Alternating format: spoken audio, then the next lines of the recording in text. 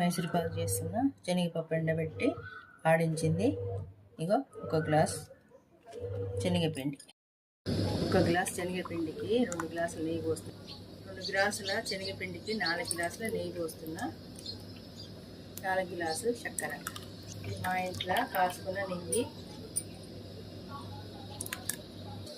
మంచిగా మరగబెట్టుకోవాలి. నెయ్యి పచ్చివాసన పోయేటట్టు శనగపిండి మంచిగా వేయించుకుంటూ మైసూర్ పాకు టేస్ట్ ఉంటుంది. పాకం పడుతున్న 4 గ్లాసులు చక్కెర పోసిన. నీళ్ళు పోసి 2 గ్లాసులు చక్కెర వేసిన. పాకం వచ్చింది. పిండి పోస్తున్నా. ఉండలు లేకుండా కలుపుతూనే ఉండాలి. పొయ్యి మీద పెట్టి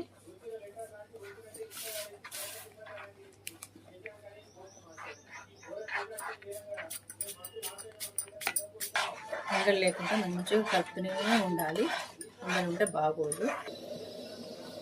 నెయ్యి పోస్తున్నా.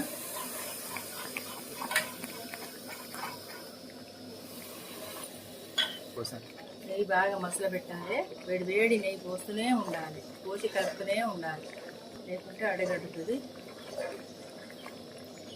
తర్వాత ఉడుకుతుంది కదా, ఆ ఉడుకుడు కొద్దిగా తగ్గిన తర్వాత మళ్ళీ ఒక 2 స్పూన్లు పోస్తూనే ఉండాలి.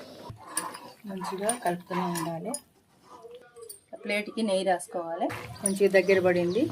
దించేస్తున్నాయిగా. ఒక్కసారి మొత్తం పోస్తున్నా. మొత్తం మైసూర్ పాకు ఇట్లా ప్లేట్లో పోసిన. చల్లారిన తర్వాత ముక్కలు పోసుకో. చల్లారితే ముక్కలు కోయడానికి రాదు. అందుకే కొద్దిగా వేడి మీద ఉన్నప్పుడే మంచి ముక్కలు కోసుకోవాలి. ఫస్ట్ టైం కాబట్టి మాకు అటు ఇటుగా అయిందండి. కొద్దిగా టేస్ట్ మటుకు సూపర్ ఉంది.